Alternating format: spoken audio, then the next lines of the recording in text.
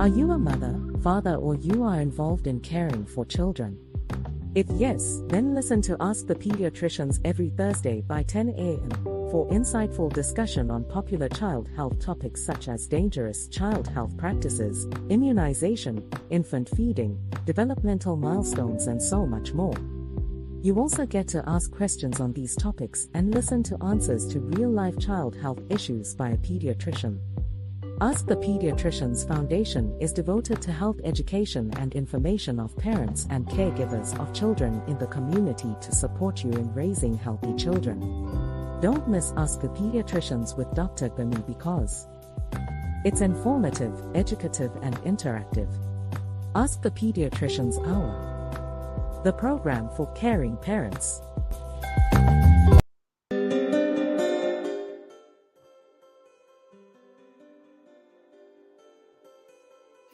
Hi everyone, and welcome to a fresh episode of ACP Hour. I am Gbemisola Boyede.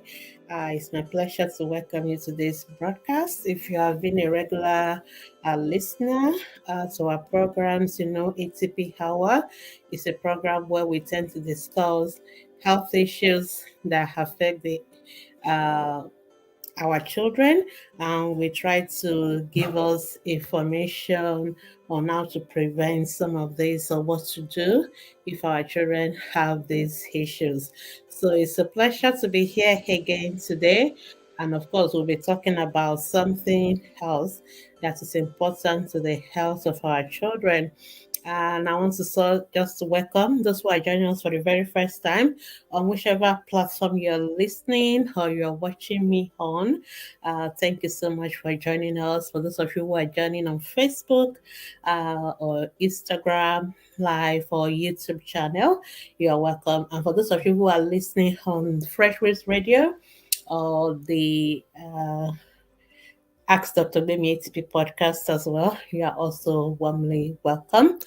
Thank you so much for joining us. You know that you can watch past episodes also on any of these platforms that you're watching on right now.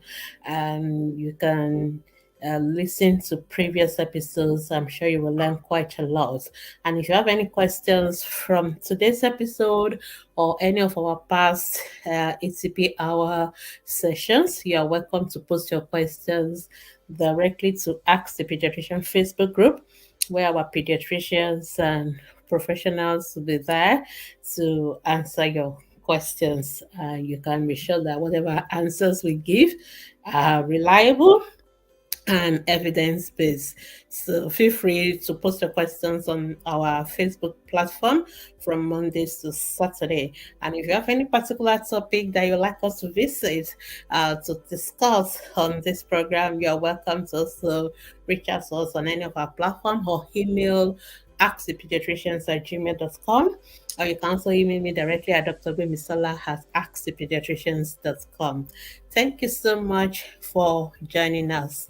All right, as you can see, for those of you who are watching, today we're going to be talking about sleep.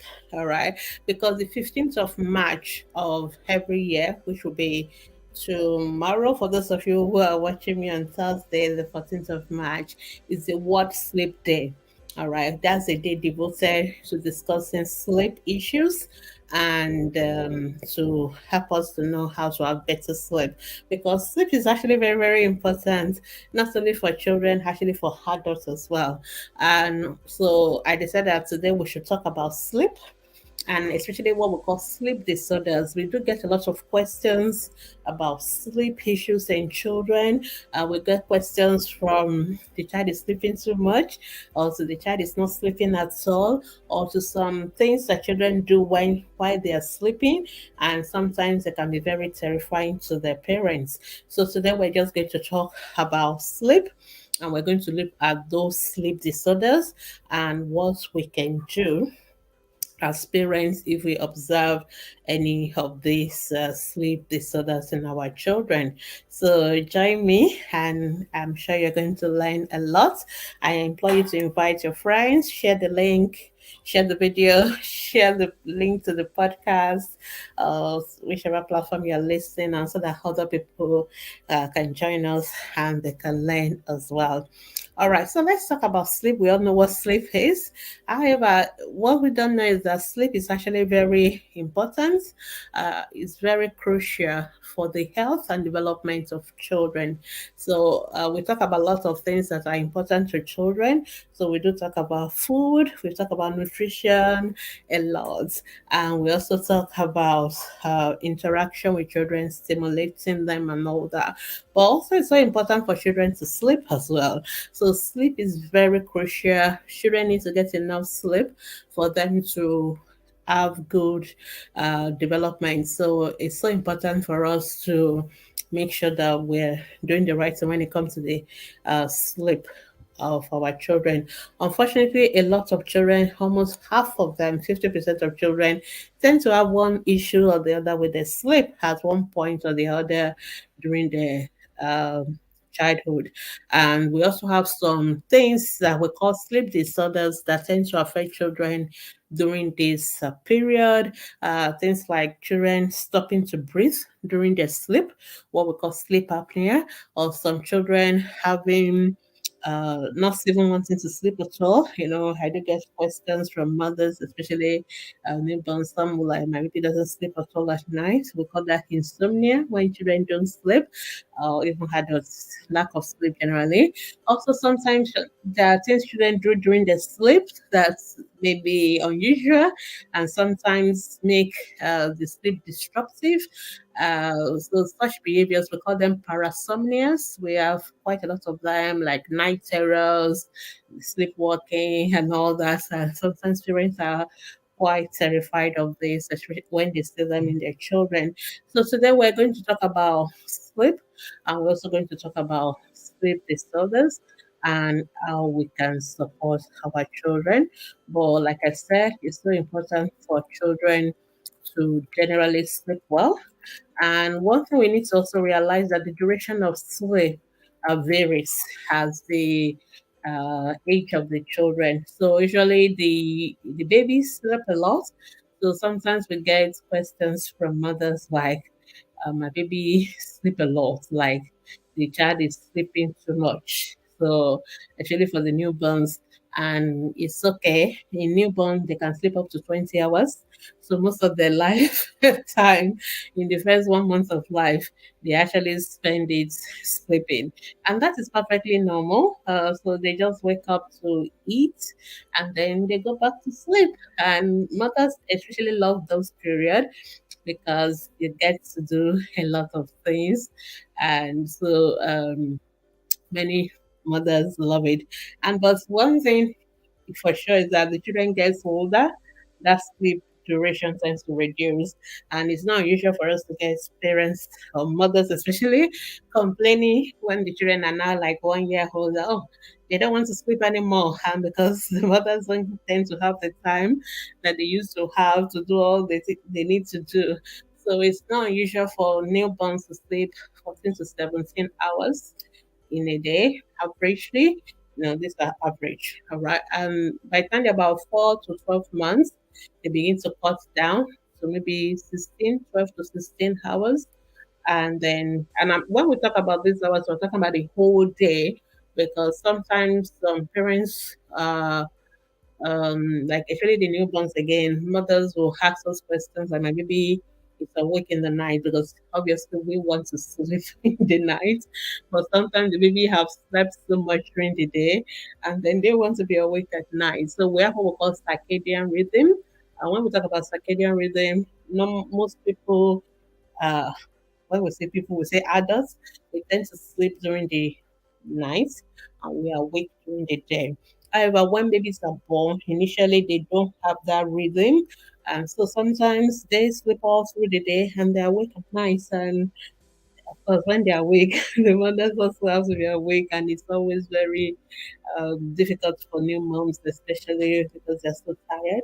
And what we normally recommend, I remember even my mom telling me that you sleep when your baby sleep. So that's it. So if your baby is sleeping during the day, then you got to sleep during the day. And so that when baby is awake at night, we don't have to complain about that. But luckily, like I always tell most moms, it is not going to last forever. Some things when it comes to children, we say it shall come to pass. So after a while, the children's sleep rhythm will change and now will become like our own, and then they tend to sleep more at night, and then they wake more during the day. But also, we know that children also tend to have naps. They tend to sleep even during the day, even when they get older. Um, Not a lot, but they will still sleep maybe 1 hour or so during the day, and then but they will still do most of their sleep at night. So when we're talking about duration of sleep, it's so important for us to understand that we're talking about the entire hours of sleep for the 24-hour period and not just the night one, because sometimes mothers will tell me my baby doesn't sleep at all. And what they actually meant is that that baby is not sleeping at night. Actually, for the newborns and the less than 3 months old, but the child actually sleep a lot during the day.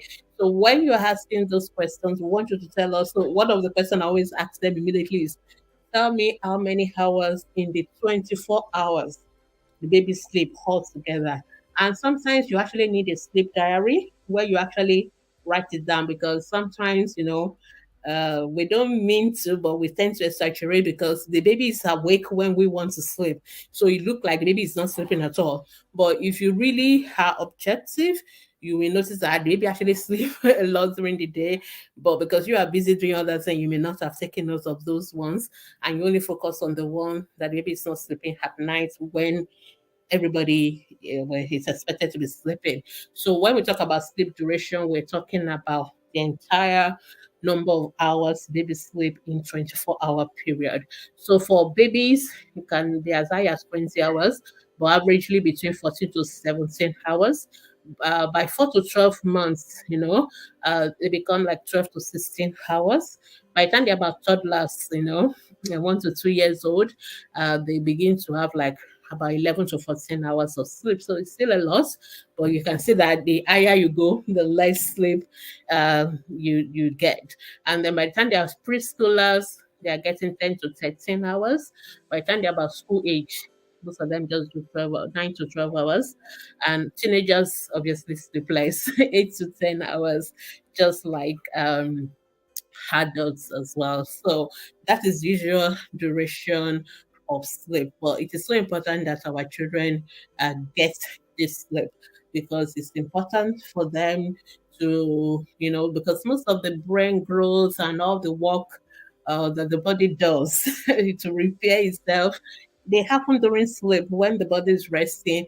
So a lot of some hormones, some growth, some things, they actually happen during the sleep period.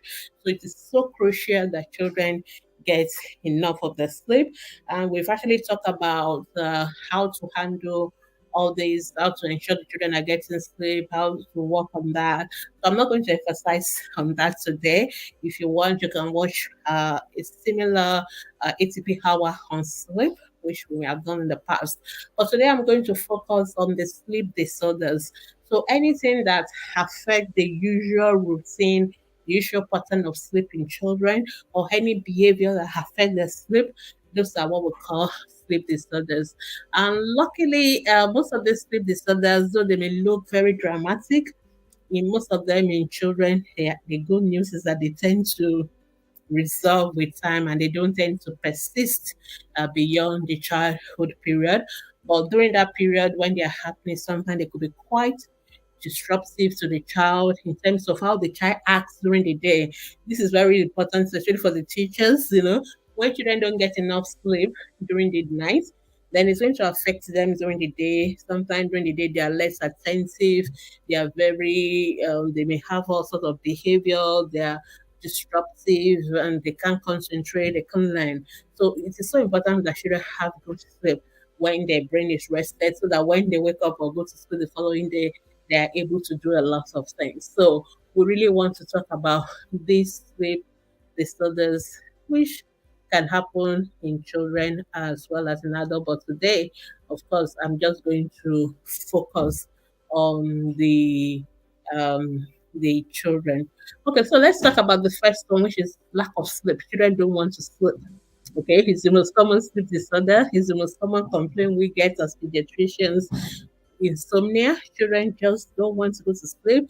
So I do get parents telling me their babies are still awake. Their 1 year old are still awake at 1 a.m., 2 a.m. They just don't want to go to sleep. And I saw a very funny meme on Facebook the other day, that it is unfair that the people that do not want to go to sleep, the people that want to sleep have to put the people that do not want to sleep, have to put them to sleep. Basically, children sometimes don't want to go to sleep, but the parents want to sleep because they have other things to do, and they have to force the children to go to bed. And sometimes some children see it as a punishment. So yeah, it is quite common. In fact, up to 20 to 30% of children uh, have trouble falling asleep or staying asleep or both. So we have trouble falling asleep is that the child is actually tired, but they can't just get themselves to fall asleep. Whereas we also have children that actually will go to bed fine, but then within 1 or 2 hours they're awake again. Maybe another 30 minutes, 1 hour before they can go back to sleep, then they wake up again. Some children wake up to 3 to 4 times at night, and or some children actually have both uh, issues. So there are different kind of difficulties when it comes to falling asleep, the insomnia, or not sleeping enough. Sometimes it's just behavior.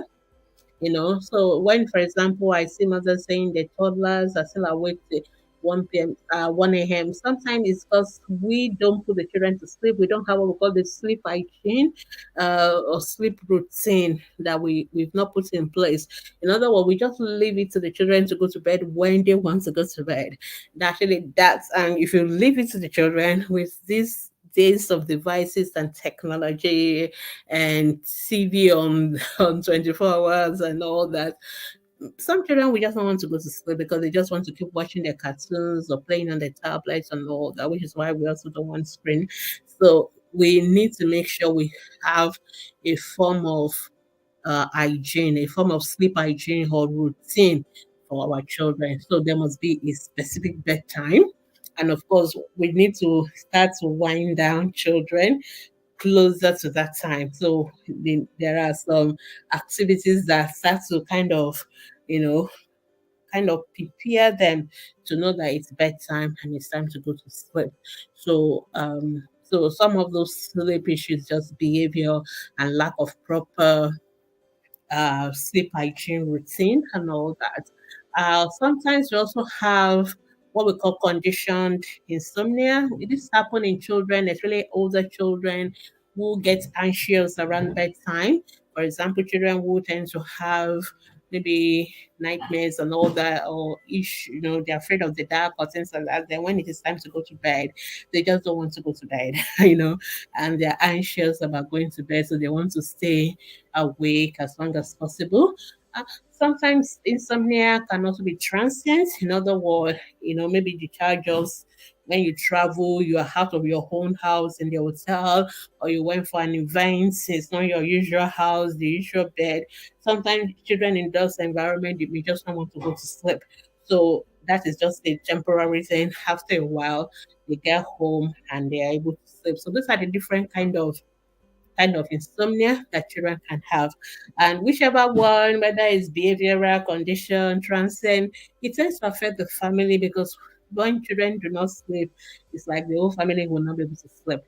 And so as I'm talking about the disorders, I'll just talk about the management so that I don't have to come back to them later. I don't want you to forget. So most of the failure to fall asleep, we can often handle that by having a consistent bedtime routine. It is so important that we have bedtime routine. When I get person like my babies will not sleep until 1 a.m., like that is not the baby's problem. That is parenting issue. We need to know. We don't wait for a 1 year old to go to bed when they want to, or 2 year old. No, we should let them know 8 p.m., 7 p.m. is bedtime. And before 7 p.m., we need to start preparing them to go to sleep. And that means we're not going to be giving them dinner at 7 p.m. If you want the child to go to bed at 8 p.m., we need to give them the dinner like 2 hours before. And then we can have all the usual things. Maybe some children will have a bath, some children will have a bedtime story, or maybe some light music. some prayers, and so you have another like 1 hour devoted to all the bedtime. Some children will go have a bath, change into their pajamas, and so all those things we do is part of what will start making the brain to know, yeah, it's bedtime. Then the brain of the children will start, to slow down, and they are ready to go to bed. We're not going to let them watch the TV or be on their tablet till 1 minute before bedtime, and then we just expect them to shut down straight away. It's most Some children can do that, but most people it won't happen. So once say no more devices, 2 hours before bedtime. We no more, heavy meals 2 hours before bedtime. We know the normal bedtime. Then we do all the activities we normally need to do during bedtime, whether it's having a cup of milk or cocoa, or having your bath, changing to your pajamas, and all that. So these are strategies that we put in, and this routine don't happen over 1 day or 1 week. We have to be consistent, and within 3 weeks, most children will fall into that routine, and that's what we normally do for children who struggle to sleep. And most of the time, that will work. All right, that will work. And if a child has been sleeping at 1 a.m., 2 a.m. before, of course, we're not going to expect them to just immediately change to 8 a.m., 8 p.m. So we usually will bring it down 1 hour at a time. So we'll bring it down to maybe 1 a.m., then from 1 a.m. to 12 midnight, then to 10 p.m., then and that's how we do it until we get to the ideal bedtime that we want the children to have. And while I'm still on that, the bedroom of the children should be free from things that can distract children. Ideally, we shouldn't be keeping lots of toys in the bedroom. Okay, the bedroom should be free of all the distraction. No, most parents these days are still putting TV in our children's bedroom. Ideally, we shouldn't be doing that.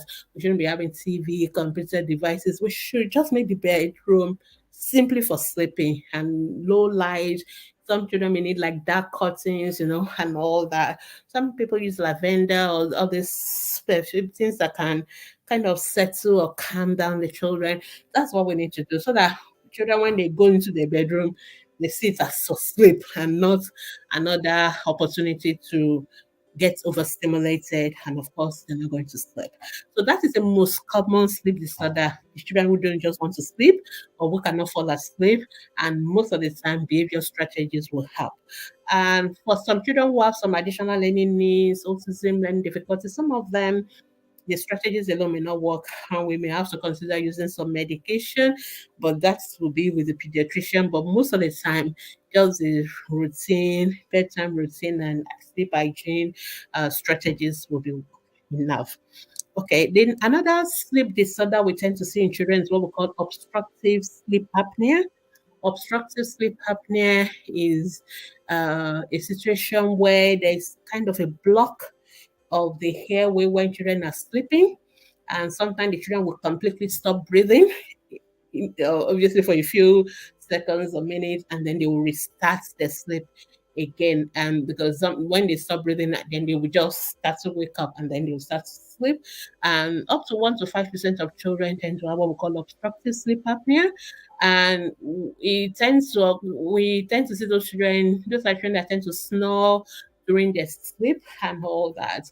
It is common in children who have obesity, who are obese, also common in children who have enlarged tonsils, adenoids, or some medical condition or things like Down syndrome or some other condition. So these children will struggle with their sleep because of that, whatever is obstructing the airway or blocking the airway. And we usually can confirm that. So if your child snores a lot at night and it is affecting their sleep, making them to wake up or making them to stop breathing during sleep and then wake up, it's actually one of the indications for doing surgery for children with adenoids if they're having obstructive sleep apnea.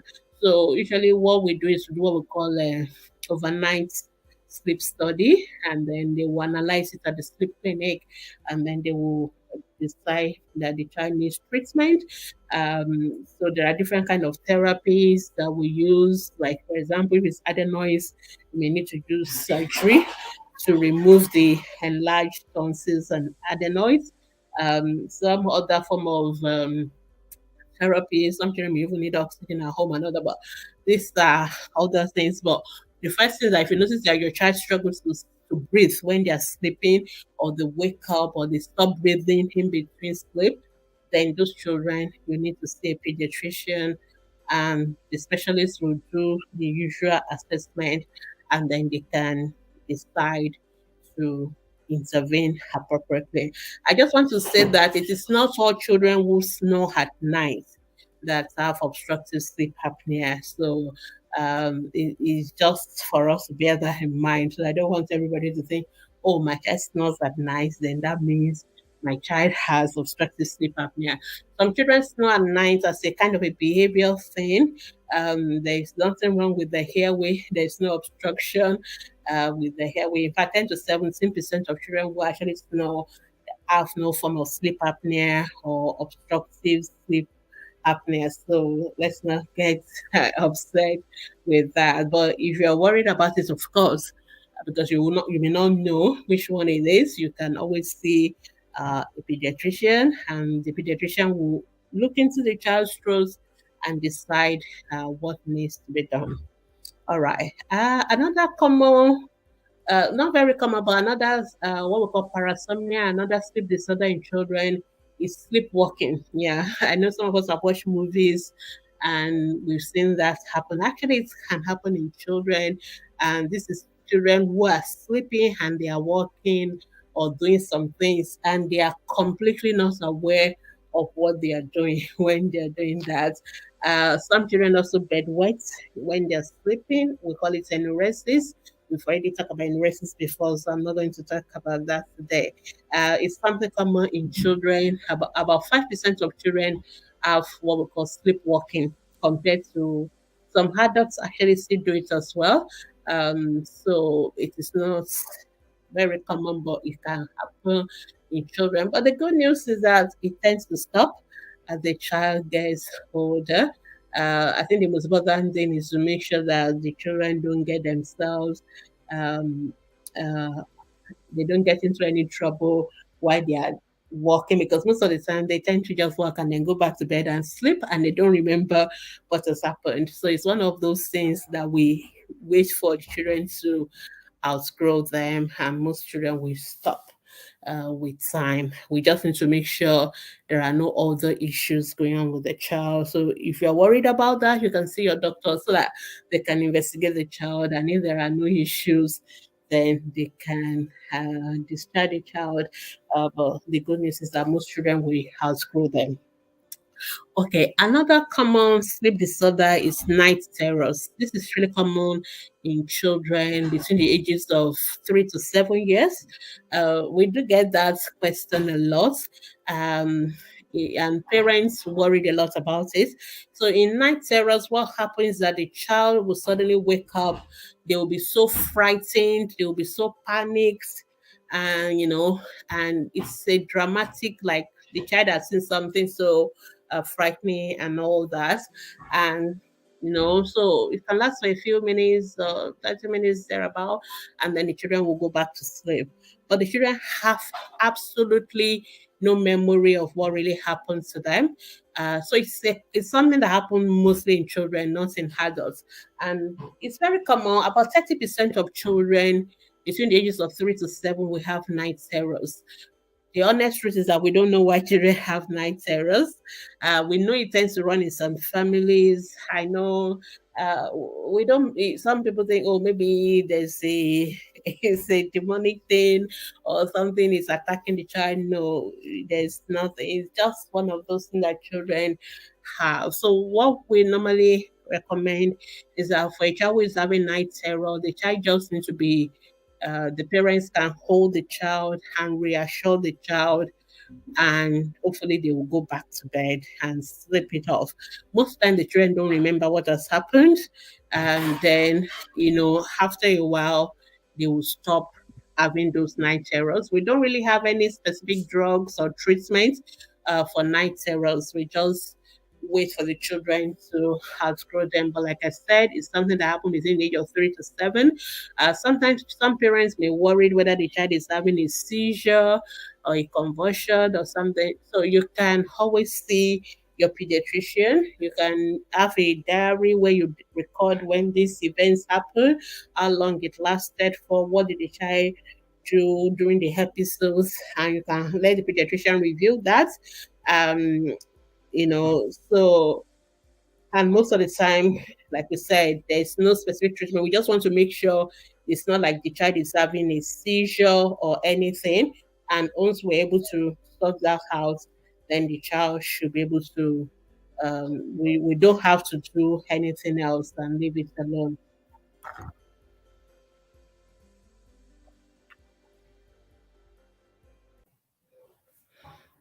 Okay, as we continue, another sleep disorder in children is the nightmare. Okay, I know some of you will wonder what's the difference between the night terrors and the nightmares because they actually sound alike. Okay, in night terrors, that there are two stages of sleep. I didn't go into all that because it's something we discussed in the past. We have the what we call the rapid high movement sleep. That is the early phase of sleep when children are still falling into sleep, and then we have the deep sleep. When the children are completely gone. Then we also have what we call the again, rapid high movement sleep towards the time the children are about to wake up from the sleep. So the night terrors tend to happen in the what we call the non-rapid high movement stage of sleep. So the children are really deeply asleep, and when they have night terror, so they have absolutely no recollection of what really happened. So they don't remember. So the following day, the child is just absolutely, normal and all that. Whereas the nightmares tend to happen in the rapid eye movements, the REM sleep stage when the children are getting close to waking up. And so that's the time when we dream. That is the time we all have our dreams. So children tend to remember the nightmares, okay? And nightmares are often brought about by specific events. So a child has watched a movie that is very frightening, or something frightening has happened during the day, and so the children can relive those episodes, which is one of the reasons why movies and things like that are censored, and some are not appropriate for certain age and all that. So we don't want to expose our children to things that can scare them, that can make them frightened, because then they can have nightmares, and children will remember the nightmares because it happens during the rapid eye movement sleep, so they tend to remember it.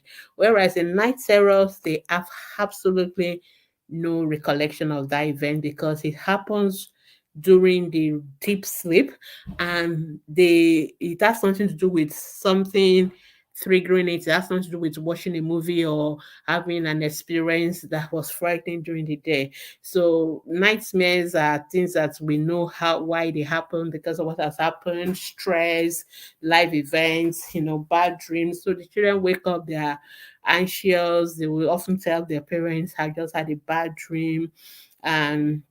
And all that, and then he may be anxious about going back to sleep and all that. However, the management is still the same, whether for night terror or for nightmare. It's just to reassure the children, to speak to them, and of course, since we know that nightmares can be triggered by things, we can also try and minimize things that can trigger nightmares in children. So I hope we get the difference between night terrors and nightmares. All right. Again, we don't have any specific like drug or anything to treat those conditions. It's more of reassuring the children.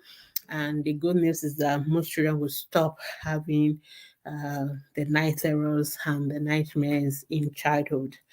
All right, let's move on. Again, another common sleep disorder is what we call restless leg syndrome. Restless leg syndrome is a situation where the children have this urge to move their legs a lot, especially at night when they're supposed to be sleeping. They're often just moving their legs. Um, We think restless leg syndrome can be due to anemia when children have iron deficiency. Sometimes it also can be genetic. Sometimes we don't know why.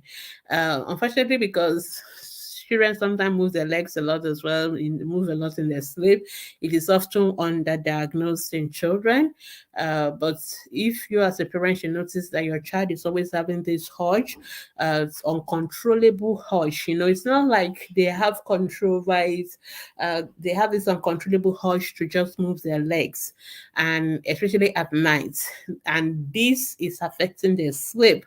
Then there's a possibility of what we call restless leg syndrome, and you will need to see a pediatrician for a proper evaluation and for um, appropriate management. So, for example, if the restless leg syndrome, we check the iron levels, they are low, we can always give the children iron supplements to control that.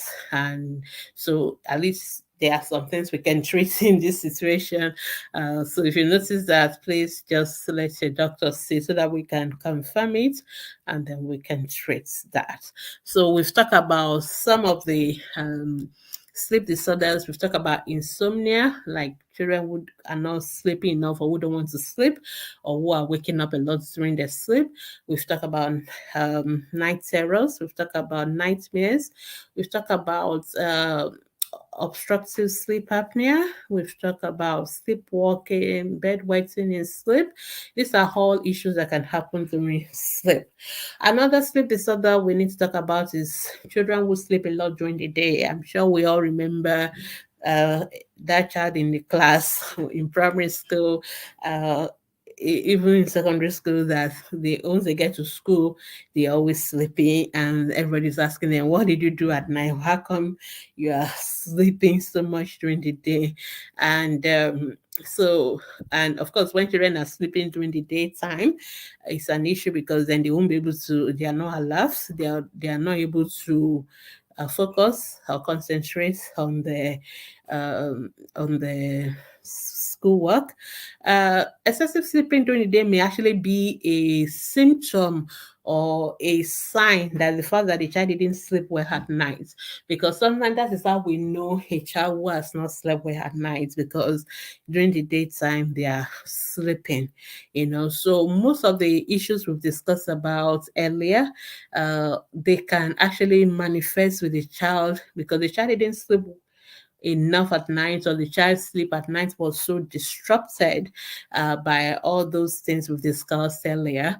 Then the next thing is that during the daytime the child will be feeling sleepy and then they tend to sleep. And so up to 10 to 20% of children will have this what we call daytime sleepiness. Again, it's a condition that we tend to miss a lot in children. And some children actually, because they are feeling sleepy, but instead of them to sleep, then they become hyperactive, they are very fidgety, they are aggressive, like they are giving the opposite of the sleep.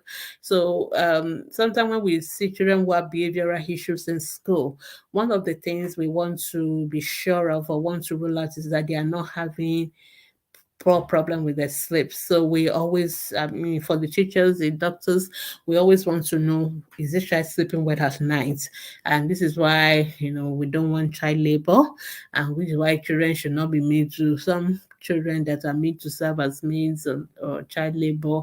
They work all day, all night, and then when they get to school the following day, and then they are feeling sleepy. I know some of you that use children as your mates, you always quench your guilt by saying, "Oh, but I'm sponsoring them to school." But you're sponsoring them to school, but you make them work all night, and then very late at night, even after your own children have slept, that's when they will go to sleep. I mean, and then those children will go to that same school you think you are helping them with by sending them to, and those children are feeling sleepy. Okay, so it is not right. You can help children, yes, but don't make them your mates. Children below the age of 15 years are not supposed to work. It is child labor. I'm emphasizing this because it's common in Nigeria. So please, children should not be used as mates at all. They should not be walking, because even though they will not go to school the following day, they are going to go and sleep. So let our children sleep well at night, and then they'll be able to be alert during the day. But if you are sure that the child is sleeping well during the night, and the child is uh, falling asleep a lot during the day, then you may want to see a pediatrician, because there are other conditions that can make children to be sleeping too much. I'm sure we all know of all the uh, uh, other sleeping sickness, and what we call narcolepsy, where children suddenly just fall asleep for absolutely no reason, which is a form of, like, as if they have no control. Right? This is different from excessive sleeping during the day. So, but there are doctors who can investigate this, and then they can sort it out. Another common condition which we also tend to get is about children who grind their teeth when they're sleeping. We call it bruxism. I know we've had a discussion before on this, on our Facebook group by a dentist. So it's a common question we also get asked on the group about teeth grinding during sleep. And some children grind their teeth both day and night, okay? But the night one is obviously more obvious to parents, because then you can actually hear them doing it, and sometimes it can disrupt the sleep of the child. And some children also have headaches. They can damage their teeth. That's why the dentist will get involved, and they can have injury to their jaw muscles. So there are many possible reasons for children grinding their teeth. Sometimes it's a sign of stress and anxiety. It's really in adults. It can also happen in children. When children are anxious or stressed, they can do that. It can also be a sign of seizure. Some children who actually having seizures can actually have teeth grinding as one of the features. And of course, it can also just be a behavioral thing as well.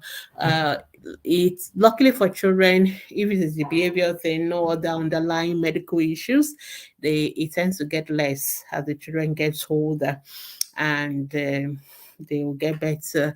So the dentists have things they help, like mouth guards, so that it can help, reduce the damage to the teeth. Also, if it's like anxiety behavior, we can do like psychotherapy sessions, relaxation techniques to reduce all the anxiety and stress. So these are the common sleep disorders in children. Obviously, it is not an exhaustive list, but I'm just there to talk about the common one.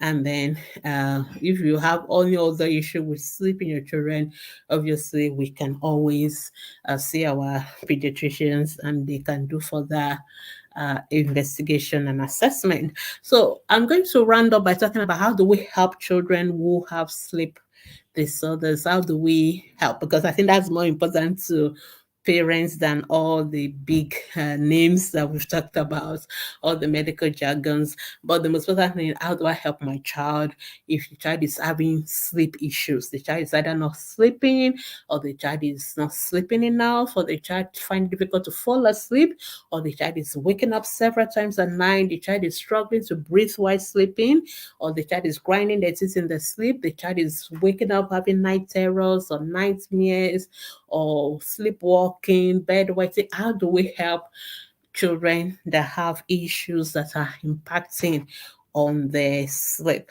And I think that is the most important aspect of this. So the first thing is sleep hygiene is so crucial. It's so crucial that we help our children. And I've alluded to that at the beginning of our children who are not sleeping, insomnia. But it helps across all board. Okay, when we talk about sleep hygiene, we're talking about habits that we deliberately set up, or routines that we deliberately completely follow that make it easier for children to sleep and to sleep well. We have to, the sleep thing is not something we often leave to chance. I know for some of us as adults, it's so easy for us. I feel sleepy, I lay down my bed, I sleep off and I wake. But for children, we have to be deliberate about it. We have to keep a good sleep hygiene.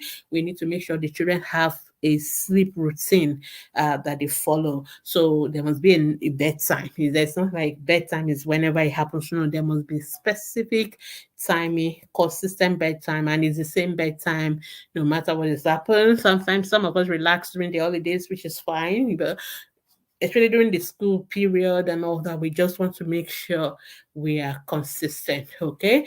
We also want to have bedtime routines that promote healthy sleep, and this will really help with the entire family. So we also want to limit screen time. This are epidemic now in our in this our age, because I mean, I see parents give their 1 year old, their 2 year olds their phones and their tablets, and they are on it. This, I mean, people have written a lot about all the screen time and all that. I think one area where this improper use of screen affects is the sleep of our children. So, and also the bedwetting, because children want to just stay and watch these cartoons or be on this tablet for so long, and they can't, well, they don't want to go to bed. Okay, then it becomes a battle to get them to sleep. It becomes a battle for them to use the bedroom when they need to use the toilet, because they want to keep holding it because of the. So we need to be consistent. If they're going to have the screen for children above the age of 2 years, 1 hour or 2 hours, they have it end time, and then we take it. They are not supposed to keep it in the bedroom. They're not supposed to have the TV on in the bedroom. We need to be consistent. We need to have good routine. Let's let our children play more. Let them run around. Let them do activities with their hands and the body, rather than get stuck on the screen. Okay, we need to encourage this, especially in the evening time. Screen time should not be the last thing before they go to sleep. 2 hours before bedtime, there should be no screen at all. These are things that we need to ensure, and these are routines that we need to start early when our children are still young, from the toddler age and so on and so forth. Of course, teenagers, you can be a little more relaxed with them, but then we still need to make sure we maintain these routines. All right.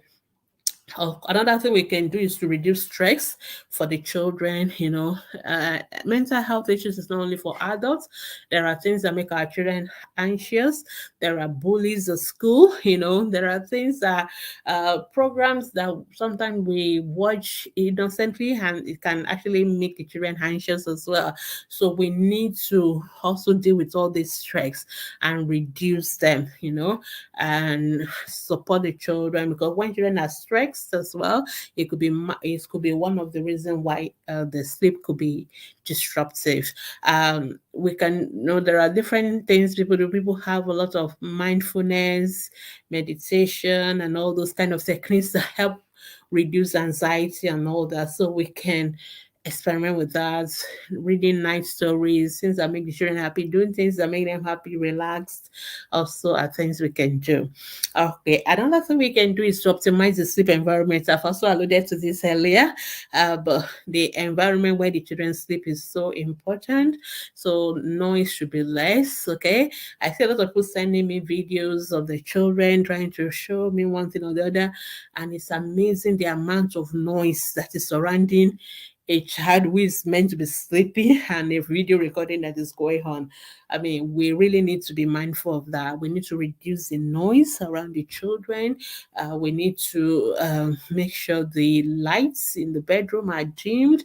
Some children don't like the dark. It's fine. They can have the lights on, but not too bright, because bright lights can be overstimulating for children, which is not good for sleep. Okay, and we want to keep the windows with the curtains down and all that. So some children, as long as it's daytime or they can see lights, they're not going to sleep. So for those children, keeping the lights down in the bedroom is fine. Also, the temperature, I get a lot of questions about newborns, especially. Can they use fan? Can they use AC? And people just thought that babies should never have, especially for those of us who live in Africa where it's hot and humid. Please use the AC. You can use the AC. It's about regulating the temperature.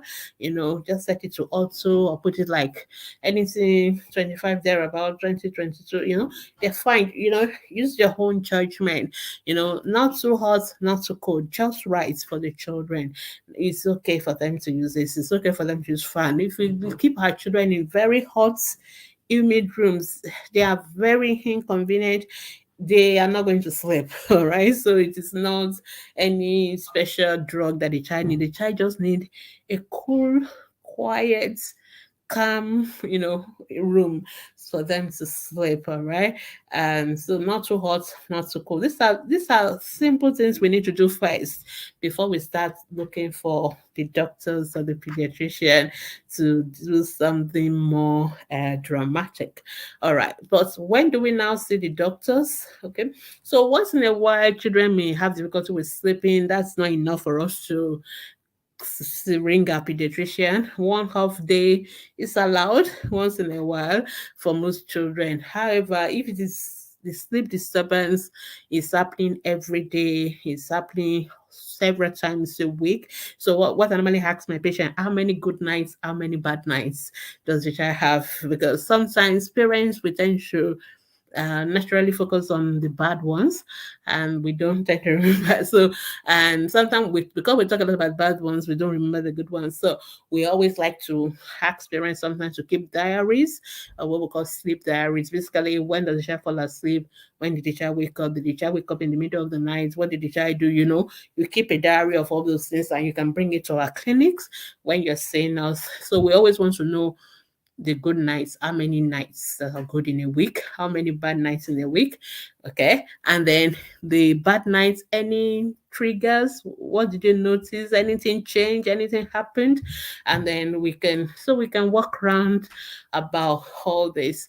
But if the child is having chronic problem with their sleep, and or is something happening every day, the child is getting less than 8 hours, 6 to 8 hours of sleep. I know I've told us most children will do 8 to 10, 10 to 12 and all that, but we are still happy children are getting at least nothing less than 6 to 8 hours of sleep, at least minimum. So sometimes we are not over ambitious. We just go with the minimum. But if a child is getting less than 2, 3 hours, I mean, that is really, really bad. Definitely need to see a pediatrician. There are actually sleep experts. There are doctors that are experts when it comes to sleep. That is their own specialty.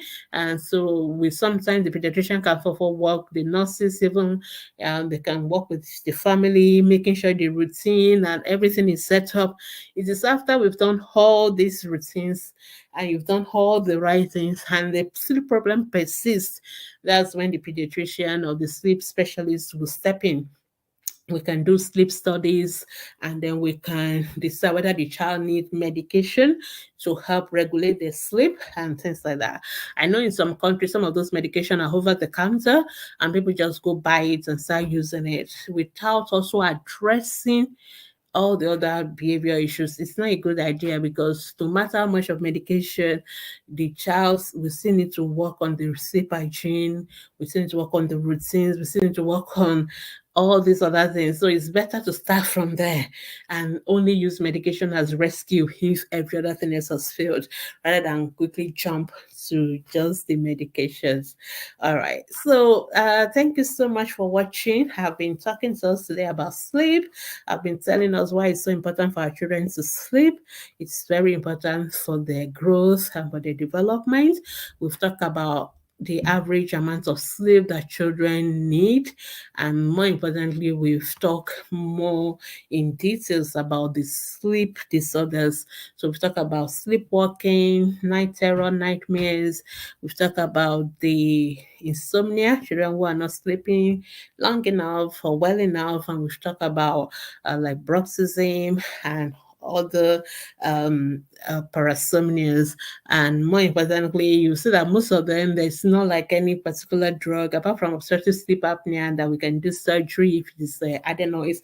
Most of them is just reassuring the child, making sure we work on our sleep hygienes and stuff.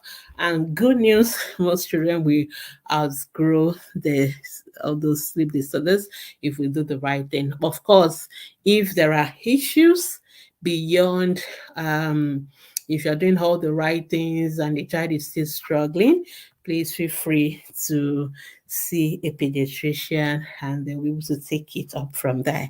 So thank you so much for listening. If you have any questions about sleep and about sleep disorders, please head over to Ask the Pediatrician's Facebook group and post your questions there, and we'll be happy to answer you. Until I come your way again another week with another important topic that has to do with the health of our children, I want to challenge you today. Make sure you're following a good sleep hygiene routine for your children. Make sure they sleep well. Happy World Sleep Week Day tomorrow, and it is bye for me. Bye.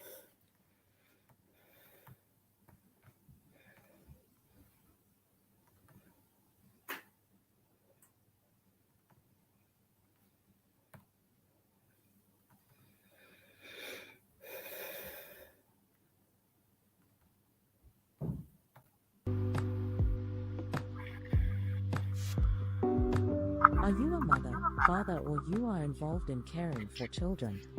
If yes, then listen to Ask the Pediatricians every Thursday by 10 a.m. for insightful discussion on popular child health topics such as dangerous child health practices, immunization, infant feeding, developmental milestones, and so much more. You also get to ask questions on these topics and listen to answers to real-life child health issues by a pediatrician. Ask the Pediatricians Foundation is devoted to health education and information of parents and caregivers of children in the community to support you in raising healthy children. Don't miss Ask the Pediatricians with Dr. Gbemi because it's informative, educative, and interactive. Ask the Pediatricians Hour, the program for caring parents.